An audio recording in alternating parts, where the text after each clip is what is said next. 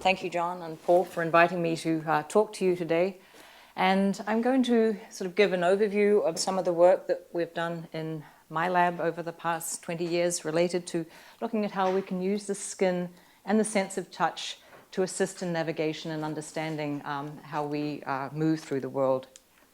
So just to give a personal perspective on navigation, for those of you who attended the symposium, I'm originally from New Zealand, which is regarded as one of the last large land masses to be settled. The Maoris, the Polynesian people, settled there around 1400 AD. Traveled in vessels like this over 4,000 kilometers, and as you can see from the area that they're believed to have come from, there's not too much significant landmass. So they navigated using a lot of the tools that Polynesian sailors did, the position of the sun, the moon, stars, wind, bird life, and so on.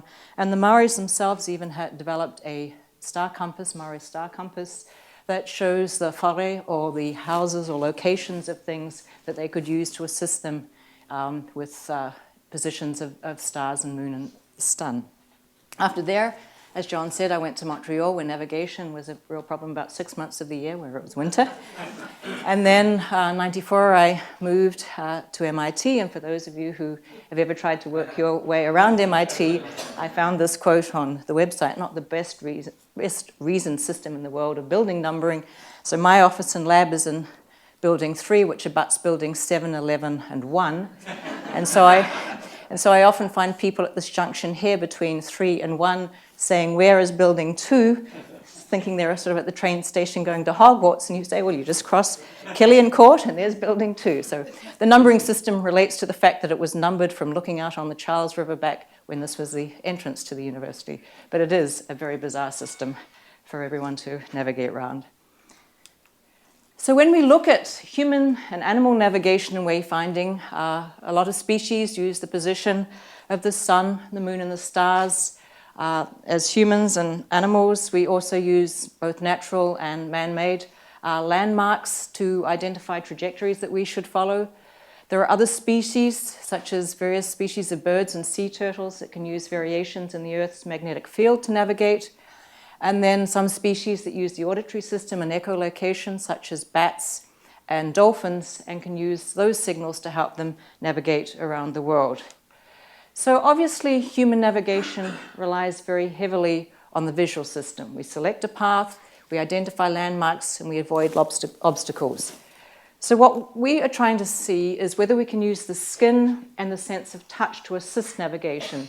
Now, in a lot of the situations I'll be talking about, we know where the human is. So in other words, we have a GPS system or some other way. We're not assuming the person can't use the visual system. We're saying, can we supplement that? Or because the visual information is very degraded, can we provide them with other cues that help them move around the world? And I wanted to congratulate the organizers of the symposium. First of all, they announced that navigation was the topic for the year, and then the Nobel Prize went for people who found place cells for navigation. Science last week featured, their cover article was on exploring the skin, and they have a whole section in there on a whole range of topics related to the skin. So we wonder what will come just before or around the time that John's lecture in February. So what are the advantages of using the sense of touch to assist in navigation? Well, first of all, we have a very large sensory area available, around 2 square meters if you take all the skin that you have over your body. In humans, it's the largest sense organ. It weighs around 4 kilograms. We have highly specialized sensors or mechanoreceptors in the skin that are devoted to sensing particular things that come in contact with the skin. And then, in particular, we have a very detailed surface for tactile exploration and manipulation, the glabrous skin on the palm of our hand, that enables us to perform fairly exquisite tasks that are beyond what the eye is capable of doing. And that is reflected in the remarkable resolution that we can see on the skin, so that if you have some sort of grooved surface that has a spatial period of around 40 to 50 micrometers, you can actually detect a spatial period of around 0.7 millimeters, you can actually detect a difference between 2 of those grooved surfaces in the order of 40 to 50 micrometers. When I put a vibrating probe on a fingertip, you're capable of resolving about a 1 millimeter extension into the skin when that probe is vibrating at around 230 hertz. So we have a sense organ that is extensive, large surface area, that has specialized sensors for certain types of inputs, and with those inputs very much tailored to the sensors that we have, we're capable of doing quite remarkable tasks. Without going into any details, I've just listed some of the sensors that we find in glabrous, palm of your hand, soles of your feet, skin and hairy skin. They are, when these are actively stimulated, such as when something moves, a little hair follicle, you have sensations that you're capable of identifying. It feels like a light stroking or a skin stretch. And these are fairly reliably produced when you stimulate the different classes of receptor, which isn't to say that under most conditions, many of these receptors are active when your skin makes contact with something.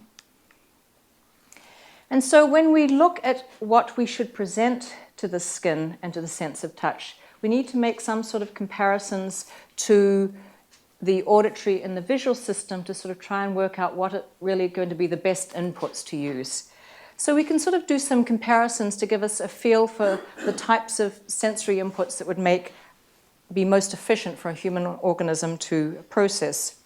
So the skin has about half the number of axons as compared to the eye, the sensory surface of the eye converging onto the central nervous system, but both of those have many more than the two cochlea and the ears.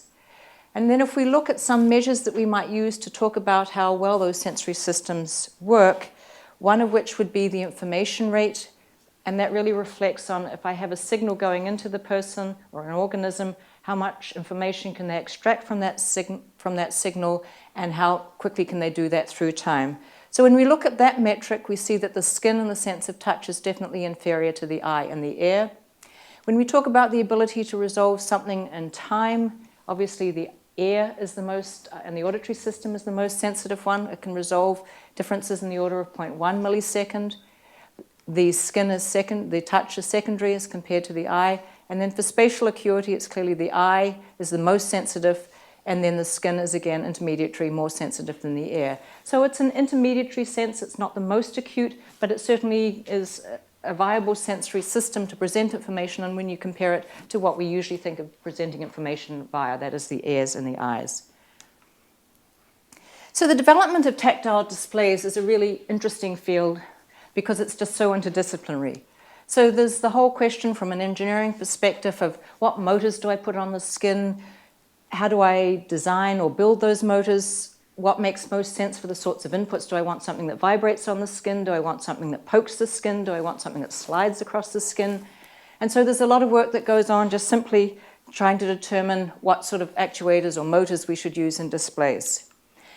Then there's also the issue of when we put motors on the skin, where we put them will affect what the information is that reaches the sensor in the skin. So if I put a motor on the back of your hand versus perhaps on a little flabby abdomen, versus on your back, versus on your forearm or your thigh, I have to understand the mechanics of the skin because that filters that motor bouncing or moving across your skin before it filters the signal that's coming into the sensor. So we really need to understand a lot about the skin and the skin mechanics. And so we also do work on that area in my lab. And then finally, the most interesting area is looking at human perception. And that sort of relates to trying to understand how when you go from a movement of a motor on the skin, which causes a vibration or a displacement of the skin, and then that mechanical deformation is converted into electromechanical energy as it hits this sensor in the skin and gets transmitted, the information gets transmitted into the central nervous system.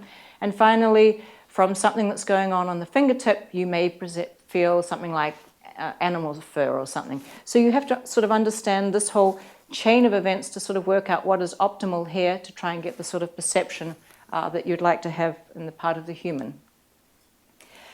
Today I'm really focusing on applications related to navigation and orientation.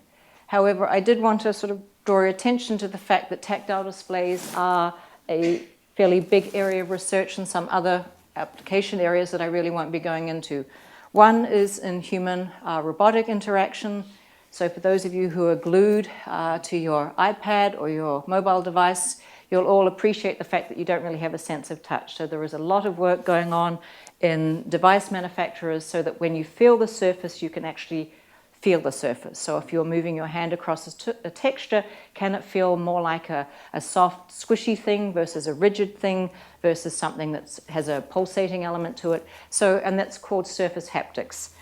And so a lot of work is being developed and trying to sort of develop kludges that help you feel as if you are actually experiencing something in a flat surface, even though it's not perceptually going to be flat.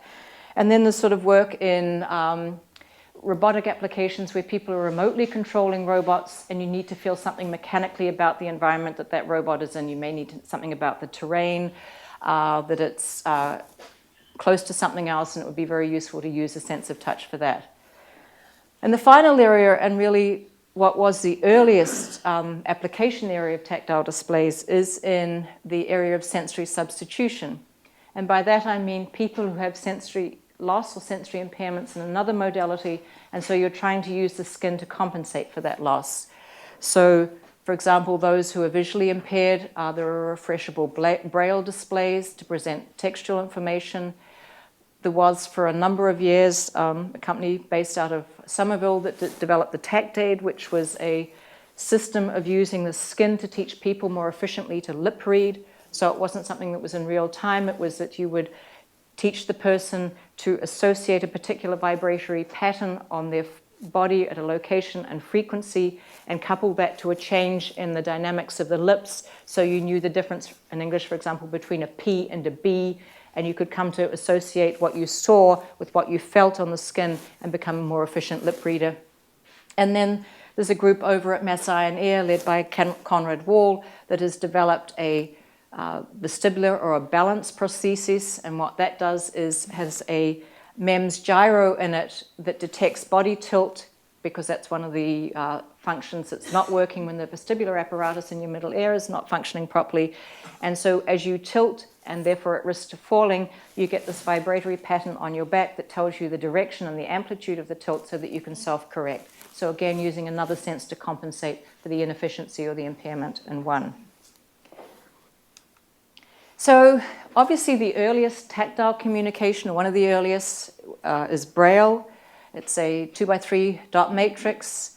It is relatively hard to learn, and I think that is perhaps best reflected in the statistic at the bottom of the page there, that fewer than 10% of the 1.3 million people who are legally blind in this country actually learn Braille. 10% of children at present are learning it, and that number is diminishing because there's now so much opportunity for auditory text from the written word. Braille, efficient Braille readers read about the third of the speed of a visual reader, but that proficiency takes a long time to acquire. So as we develop any tactile communication system, we always need to keep this in the back of our mind in terms of how hard it is to learn, how hard it is to retain, and so that anything we want to do needs to be fairly intuitive or straightforward to learn, because the investment to learn a very rich tactile vocabulary is just not going to have payoff for the user who comes to use it. So when we talk about tactile actuators, and those who work in the field often refer to them as tactors, we're talking about sort of mechanical inputs on the skin. And there are a range of ways we can do this, but generally with the class of actuators that are vibration-based, we have something that moves on the skin, it bounces, and then it stops, and then it bounces on the skin, and displaces the skin, and then it stops. So it's exactly what you have in your mobile device. That's a classic example of a vibrating motor. There are also some mechanical inputs that use shear forces or tangential forces. So instead of applying a force normal to the skin surface, it's going across the skin surface. There are now some gaming systems that use this, that provide directional cues. That is sort of the basis for some of the surface haptics devices that use electrostatic forces or ultrasonic vibrations to present information to the finger pad. And you have a much smaller range of forces that you can produce when you use shear forces versus normal forces, as you obviously think about, just as you move something across your finger pad. But that is also something that you can use as an input in a mechanical display. And finally, you can just statically indent the skin. So the Braille note, refreshable displays just have a Braille display that indents the skin. You can use we use a shape memory alloy actuators that essentially also indent the skin. So you're not having something that's dynamic, it's just a static indentation. You interpret that and a new signal is presented. I won't go into them at all, but there are another class of displays that have been used for various applications, and some of you may have seen in the news the tongue display unit. So these are electrotactile displays, so they're not mechanical. Now they're an array of electrodes. So each of these little cells here is an electrode, and they pass very brief, around 50 to 100 microseconds, constant current pulses through the skin. And they don't stimulate the actual sensors in the skin, they simulate the afferent fibers that come from those sensors. So you don't have the ability to control precisely the input that the central nervous system is getting. You don't know what of the fibers in the nerve is going to be activated by this electric current that's being delivered. So you vary the stimulation by varying the pulse duration and amplitude, and people generally report sensations such as tingling or pressure or vibration. One of the big challenges in using electrotactile displays is that you have a very small dynamic range. That is, the range from the smallest stimulus to the largest stimulus that you can present is relatively small, in the order of 10 dB. And once you get beyond the largest stimulus, you get into pain. And so it's very easy, depending on how well the contact is maintained and the skin resistance and hydration between the skin and the contact surface, for something that seemed to be innocuous to suddenly be more like a jolt. And so that has really limited the application of this technology. One group who overcame this shortfall or problem with the technology put it in a very moist environment that's always moist, the mouth. And so there is, in fact, a tongue display unit shown here, and I'll show a little bit more at the end of the talk, that has it's a 4 groupings of 36 array of electrodes. It goes on the roof of your mouth, and it's been developed for the visually impaired. And you put your tongue up when you need to get information, and you wear glasses with a camera that scans the environment and tells you about upcoming obstacles and so on. It limits your ability to speak somewhat. You sort of sound somewhat dysarthric or sort of drunk, and it looks somewhat like an iguana or a reptile or some sort of this big thing coming down to a unit here. However, I mean, the groups who are working on this are trying to get to the point where they could have a unit that you could also put somewhere in the mouth. But there is a challenge in the same way that a lot of what we do, we try not to use the hands because people want their hands for other things. There's a challenge in putting things in the mouth because usually you do want to use your mouth to speak and to eat and do other things. So a lot of our work is very much focused on vibration. We've developed all sorts of displays that we've put on any part of the body that's available, from the back to the waist to the forearm, the thigh, in helmets for head-mounted displays. And the advantage of using vibration is, in contrast to electrotactile stimulation, you have a fairly respectable dynamic range. From the smallest to the largest stimulus is relatively big. And you can use the measurements that come from perceptual studies to work out what the best sorts of inputs are. So the sensitivity to vibration varies across the body. So that means that displays that you build, that you put on the hands, would be somewhat different in the parameters of stimulation from those that you might put at another location. You are most sensitive on the fingertips. You can resolve, this is around 1 micrometer, between around 200 to 300 hertz. And you still have that area of optimal sensitivity in other parts of the body around that same frequency range. It's just that you're overall less sensitive as you go to the forearm and then the torso. There's a sort of a payoff, and depending on how you use the frequency, that is, higher frequencies may be more perceptible, but then they become audible. And one thing that we often use when we're trying to sell to all sorts of groups of people the usefulness of tactile displays is that they're private and the communication is private. So as soon as you start being buzzing continuously or having something that everyone else can hear, that becomes a much less salient way of communication.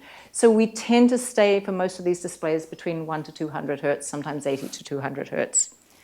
The other thing, again, that means you have to build the displays for different parts of the body somewhat differently, or design how you configure them, is that the forearm, those with less sensitive areas of skin, such as the forearm, The perceived magnitude of vibration grows much more rapidly than the more sensitive areas such as the finger. So again, if you're trying to make a more intense stimulus, it will be perceived somewhat differently on the forearm as compared to the hand. So if we were talking about using tactile cues for navigation and orientation, what are the sorts of tasks or conditions that tactile cues would seem to be most beneficial for? Well, one is wayfinding. We could provide directional cues, somewhat similar to the visual cue here, that would tell you that this was the correct way or the incorrect way. We could assist in giving you the location of critical events. So there have been some pilot work done in vehicles where abrupt lane changes, which are not predicted from the driving pattern of the driver, in the same way that you get the rumble pad when you go on the side of the highway now, could you just have that as a general feature of driving? If you have a visual system in the car, you know that where the lanes are, you can alert people that there have been abrupt lane changes. You can certainly easily encode things such as proximity detectors, how far away or how close you are by changing the pattern of vibration, and use those sorts of inputs to control robots by, again, letting you know how far something is and when you're getting closer by changing the pattern of vibration. We can also think of these displays as being useful in piloting activities such as aircraft, spacecraft, and boats, where you have reduced visibility. In flying, when you have you need to maintain attitude and you have some sort of spatial disorientation, and also for extra EVAs in space station when you need to maintain spatial orientation. So if we're building tactile displays and what we want to do is produce what we call good vibrations, what do we want? We want something that's intuitive. So it's very important that it doesn't require extensive training for you to be able to understand what the message is that's incoming. We want something that we call is body referenced. So we want you to use the spatial framework of your body to interpret what that signal means with respect to the external world. We want it to be always available, but definitely not continuously on. So imagine if that cell phone in your pocket just went on and on and on and on and on. It would drive you crazy. So it has to be available when you need it, but it also should not be overused, because then you'll just find it an irritation and you will actually turn it off. And it would be very useful if it was omnidirectional. So if it could tell you about things behind you by telling you about something behind you, and so you were using the surface of your body to map all directions, not just the direction in front of you. And so in our first work on navigation, we just started off with some very simple work experiments looking at how many motors should we put in a display. Can you identify the location of each motor in that display? If I increase the number of motors, how well do you perform as the number increases? And then can we map the surface of our body onto external space? And so as you go from having 8 locations, these are each an individual motor from the spine round to the navel, and all you have to do in these experiments is tell me which motor has been activated. With 8 locations, you're essentially perfect. You can do it 98% of the time. As I put more motors in the display, now I have 12 of them, your performance goes down and it essentially decreases fairly linearly until you are unable to resolve them. So we know if you want it to be fairly accurate, and it's a waist-based display, something in the order of 8 motors vibrating around the waist works out pretty effectively. Similar experiment on the back, where we now just have a torso display, 16 different motors activated. There you're significantly worse at being able to identify which of these individual motors is activated. So again, a more dense array in terms of the spacing between motors, it gets much harder to identify spatial location. So probably something in the order of a unidimensional array around the waist is best if we just need to find our way using some directional cue from an individual motor being activated.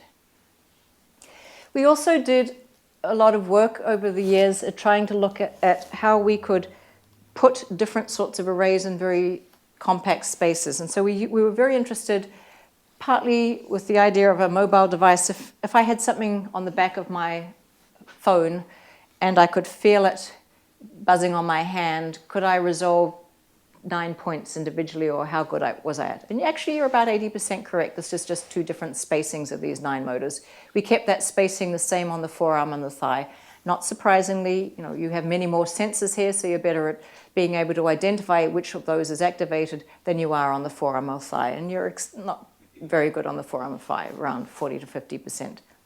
We also tried to understand how, when you activate an individual motor, the traveling waves from that motor travel across the skin, because that also tells us something about the sort of spacing we should have between the motors. So we have these arrays of microaccelerometers that we put across the skin, measure the acceleration in the X, Y, and Z axes, and try and use that to design a spacing that's optimal for the area of the body that we're mounting it on.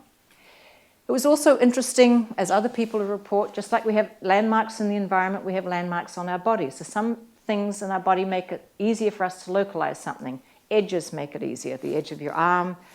Joints make it easier. So things that appear that are closer to my elbow or my wrist, I'm more accurate at identifying their location than if they're in the middle of my arm. So we have this map of our body that we can use, some of the cues that we naturally process as we move to help us identify what part is being stimulated.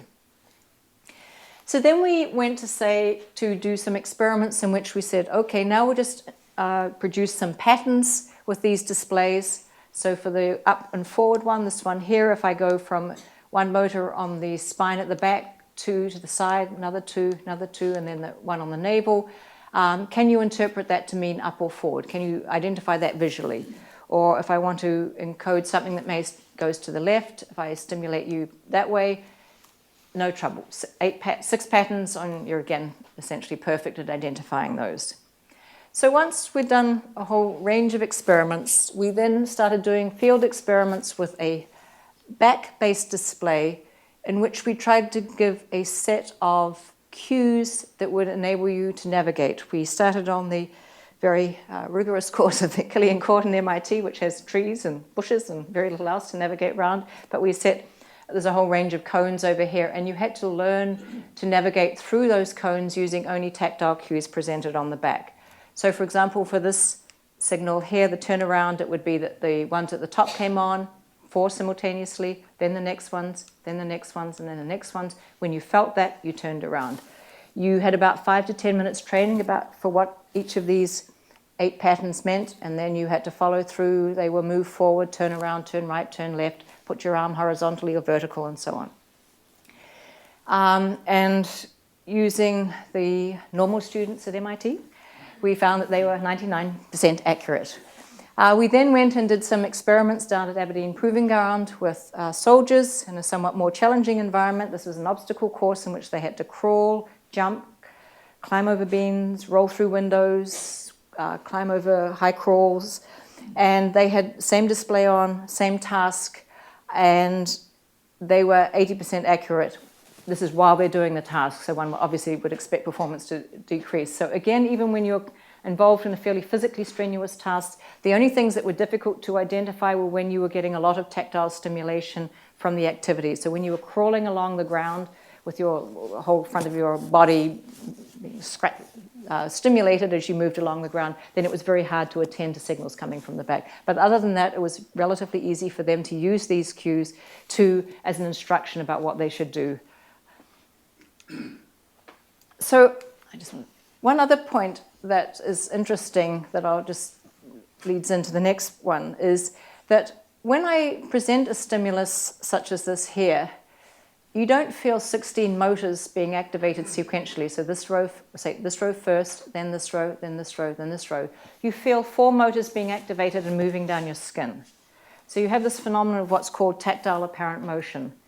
So the central nervous system interprets this, even though you know you have this array, it really does feel if it's moving rather than a discrete set of activation patterns. So you can use some of these tactile illusions that relate to space-time interactions and processing stimulation on the skin to your advantage when you design tactile displays and tactile communication systems.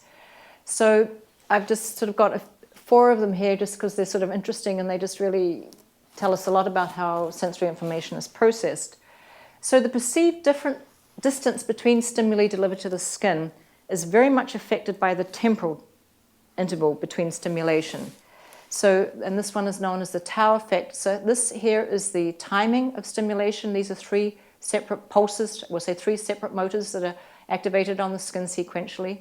This here represents the distance between them. So between motor 1 and motor 2, there is 10 centimeters. Between motor 2 and motor 3, there's in the order of 2.5 centimeters.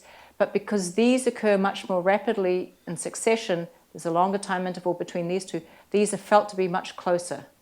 So you can actually, by modifying the timing between when you activate things on the body, you can modify how people perceive the distance if they're mapping that into distance in the world or proximity to events in the world. Similarly, you can produce what are called phantom sensations. So if you have things that occur almost simultaneously or very close to being simultaneous in very short time intervals, such as these two events here, you'll perceive something in the middle of those two. So you'll perceive something to occur at a site where there's no stimulation. And you can actually vary where this occurs by changing the intensity of these two. If I make this one a stronger input than this one, then this perceived location moves towards the stronger input. So again, you can start playing around with timing and magnitude to create illusory positions of things on the skin, which under some conditions may be an advantage in a display. As occurs for a lot of other senses, the velocity with which something moves across the skin also influences the perceived extent of movement. So things that move fast across the skin are felt as being closer together than things that move slowly across the skin. And then the final space-time interaction, which has received a lot of attention, is one that's known as sensory saltation, or when Galdard first published this years ago, as the cutaneous rabbit. Here, if I have a motor at 3 separate locations on the skin, and I do 2 pulses here, 2 pulses there, 2 pulses there, perceptually what you feel is 1, 2, 3, 4, 5, 6 at 6 different locations on the skin. And the first reports of this said it felt like a rabbit bouncing up the arm. So you can produce this phenomenon at all sorts of locations on the body. So what this really means is that you can almost have a display that has a higher resolution than the real display, because you can, by controlling the timing of pulses, make things feel as if they're moving across a much richer tactile input than they really are. And this down here just shows you there are spatial limitations to how extensive the region that this can occur in. On the fingertip, it's very small. It's larger, so I can only produce this phenomena in this surface area here on the hand, and the forearm, it's larger still. So it's a very interesting way of trying to change some of the inputs in a way that makes the display somewhat richer than it necessarily is. So having shown that you can produce cues that people use for navigation fairly realistically, we've also looked at, can you create abstract vocabularies? So everyone here, when they see these sorts of things on their computer screen, has no trouble knowing what those icons represent. There was also some work for a number of years on developing aircons for people doing programming that are a little more difficult. It helped if you had musical training to somewhat interpret what the directionality and the beats were. But you can use rhythmic auditory cues also to represent things finishing, starting, and so on. So we have been interested in whether you can use different aspects of a vibration to create what we call tactons by analogy to icons. So units or words that have some intrinsic meaning. So for example, if I create something that you feel on your fingertip, does this feel like a smooth surface and this feel like a rough surface, even though the whole surface is a planar surface? So how would we go about developing tactons? And so for creating tactile vocabularies out of vibration, we have options of changing frequency, the intensity of the signal, waveform, how long it is, and where it is. Where the skin is not very good at resolving waveform, unlike the air in the auditory system, where you have no trouble in recognizing changes in timbre, different musical instruments. If I present a square wave or a rectangular wave or a sinusoid on your skin, you really are not that good at working out that those are different. You're very good at knowing where things are. If I stimulate you on your shoulder versus your arm, you have no trouble knowing that, so location's good. The challenge with frequency and intensity is somewhat analogous to the air, but more so. That is, if I change the frequency of a vibration on the skin, its perceived amplitude is also changed. So those two things are not dissociable perceptually. So even if I keep frequency constant and change amplitude, you'll perceive them both to change. And if I change amplitude, keep amplitude constant and change frequency, you'll perceive them both to change. So we're somewhat limited. We have to change both of those concurrently in a way that makes them very distinct for people to use that reliably as a cue when we create a tactile vocabulary. So what we sort of would envisage doing is perhaps being in a position where we could have one piece of information that came here, maybe another set of information that was here, and perhaps something else here. So can we use different locations on the body where you come to associate tap on the shoulder, meaning some sort of alert, and maybe some content about that alert by an array across the back. Again, going back to what I mentioned about Braille, it's very important we look and understand the limitations of tactile sense and look at what sort of information rates for communication are feasible of people who are proficient users of different tactile communication systems. So in this slide here, I'm taking the data from Reed and Durlach, we're just looking at the black bars are the words per second, and the blue bars are the bits, the information transfer rate. So just talking about words per second, you can generally read English around 200 to 400 words per minute. So as soon as we get to Braille, a proficient Braille reader is around 125. There was an early optical to visual text converter that was developed in the 70s into the 80s, where you scanned across text here. This is what would be presented to the finger pad, and it was presented here on a display. Even when you really were very good at it, it was still 30 to 40 words per minute. And that's because it's serial processing. When you read something, you read ahead.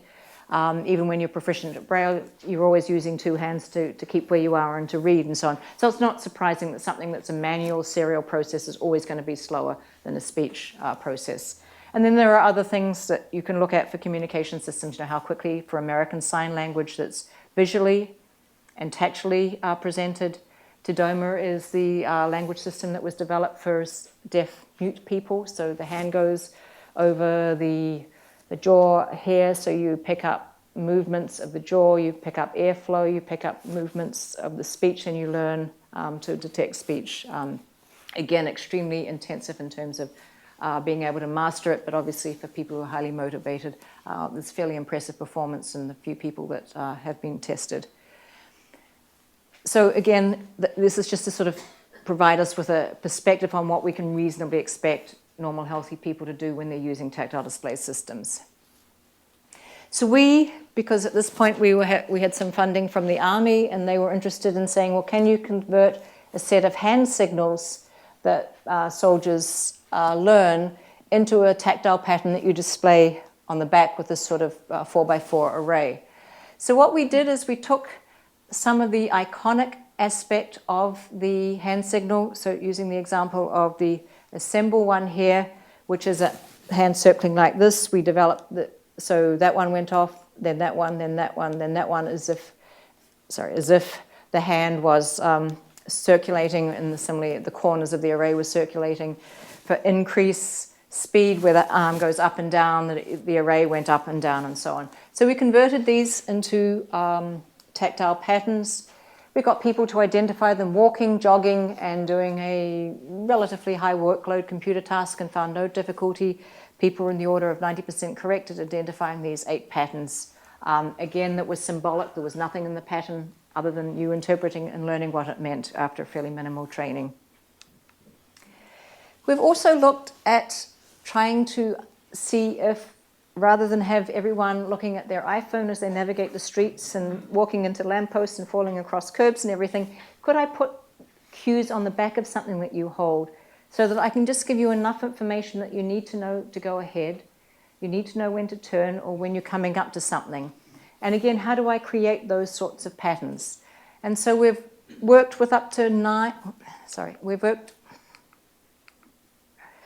worked with up to 9 different tactons, 9 different words that we can represent at a single point on the back of a display or on the wrist, and think that that is probably a feasible number for people to fairly easily learn that something means stop, something means an obstacle, something means turn right, and so on, by with one vibrating motor coming in contact with the skin. So I just want to finish off by talking about some of the other applications of tactile displays that are both interesting from the perspective of facilitating individual mobility and some of the vehicle applications. So there is some work on putting arrays of motors inside helmets and then having ultrasonic sensors on the outside of the helmet so that when you have firefighters in smoke-filled rooms, you can use your ultrasonic sensor to detect distance. You then convert that into something that lets them know there's an obstacle close to the head on the left side, the right side, or so on. And usually these are with around 8 motors in the helmet, and they work fairly effectively at providing you information about a potential collision and the fact that you should move to avoid it. There's also been, and this is sort of really at the researchy level, an attempt to look at whether you could develop a wrist-based system that provided you with information about transportation networks, and here they mean things like the T. So, can you know that there's a train coming soon? There's an accident, there's a delay, something's broken down in the system. Can I learn 8 patterns pretty easily, and then when that happens, when I put on my display, I can then just intuit what's going on and I can make other arrangements. And finally, and this was the one I mentioned earlier, this is an example of the tongue display unit. This is the camera on the head. This is sort of rather large. It doesn't need to be this large now. So this is a tongue unit. So you put your tongue up, it's always in the roof of your mouth, so you just put up your tongue when you think you need the information. They have done tests with congenitally blind individuals and with blindfolded normal sighted controls, and found that the congenitally blind are more successful at detecting and avoiding obstacles in controlled indoor environments than the blindfolded sighted control subjects, which is not surprising since they would be more attuned to being able to process information about obstacles and avoiding them. So those are sort of some of the newer, I think, applications of tactile displays to assist mobility in the individual level. And then when we look at vehicles, we see there's been a fair amount of work that's been funded by the Navy for their pilots to look at using torso-based tactile displays to present roll and pitch information, or when there's degraded visual conditions such as brownout or whiteout, to give enough cues that you can use the sensors in the plane or the helicopter to provide them with information about attitude or other things to avoid a potential crash. And they're easy to do in planes because you don't have all the power, battery, and other issues. These things, when they're on mobile people, you then have to have systems that last for periods of time and fairly power efficient. There's also some work by a number of the auto companies on putting vibrotactile warning systems in cars. So can I, again, sort of to bring back the case of when you change lanes unexpectedly, or you seem to be drifting off and not really paying attention to the road, or looking at the changing the radio or whatever, can I give you a cue that you're getting too close to the side of the road, or you're doing something else by either something in the steering wheel or something in the seat? There was a fair amount of work on using the seat as a substitute for looking at a visual display when you are using a navigation system in a car. So rather than that arrow that keeps telling you to go straight ahead, you have something on your thigh that tells you to go straight ahead, and then you just change the rhythm of it if you're getting close or far from it. So if it's a fairly intermittent and slow pulsing on the motors, that means you're some distance, and as you get closer to a potential turn, you just decrease the timing of the motors being activated so you know that something's imminent. And people have it's very intuitive to interpret rhythm cues when you vibrate the skin. Things that are happening fast mean it's soon, it's going to happen, it's an emergency, it's alert, and no one has any trouble in interpreting that sort of cue effectively. And then back when we put astronauts into space, there was a lot of work done by NASA on trying to look at increasing orientation awareness in microgravity environments when you've lost your gravity vector, or the vestibular system is not able to encode accurately your body position with respect to perhaps what you should be doing if you're working on the space station. And so in simulated environments, there's been work at showing that you can decrease reaction and movement times when you use vibrotactile displays in these settings. There are other things that I could easily see when I look at visual vocabularies. People riding bikes, and I don't think you call them swarms, I can't remember, whatever the word, a collection of bike riders together traveling who use these sort of arm signals. You could easily convert those into tactile patterns. Similarly, when you're rock climbing and belay and so on, you can convert those signals into a tactile pattern that would be easy to learn because it's a small vocabulary and it would translate well into something that I think was easily interpretable. So what are the challenges as we look at presenting the information? As I've talked about before, we have all these spatial temporal interactions that you need to take into account when you put displays on the body. You need to be very aware of people misinterpreting information because you haven't thought about the fact that when things happen quicker, that means they're closer together, which if you're trying to use that cue to interpret distance in the environment, it's a possibility they misinterpret it. There are all sorts of anisotropies on the skin. That means that there's directional sensitivity if you're using some of these sorts of devices that present shear forces to the skin or so on. If you do something in one direction, it produces a different input to the skin versus the other direction. There are differences between locations on the body, as I've ever talked about. We also don't really have a clear idea just as to how much we can do in serial versus parallel processing. It's certainly the case that the skin is not the eye. There is a limit to how much we can process in parallel. I don't know it's feasible. We've shown to cope with 2 displays simultaneously, but I'm sure once you start getting 3 or 4 things going on your body, it's just a mess and you just turn it all off and decide you'll navigate on your own or work your own way through the problem. And so that sort of relates to the fact of, resource allocation. How much complexity can you have in a tactile message if you also have visual and auditory information that you're processing concurrently? So to conclude, you can use the tactile sense for spatial cueing. Although the hand is the most sensitive region of the body, it's certainly capable of presenting. We are capable of presenting information to the forearm, the back, and the thigh. Everywhere we've presented information, people learn fairly quickly to encode it and interpret it in ways that we understand. For all the experiments that I've talked about, most of the training has taken place in 5 to 10 minutes. If we have gone to bigger vocabularies, we've gone up to 15 to 20 elements. It has taken longer, and I think optimally, I don't see that you could identify more than 20 to 40 elements in isolation. So 20 to 40 words, if you'd like to put it, without a lot of confusion. And this star-nosed mole in the corner there is my favorite tactile animal. It has around 250,000 little sensors on its snout here, Imer's organs. It is blind. It lives underground.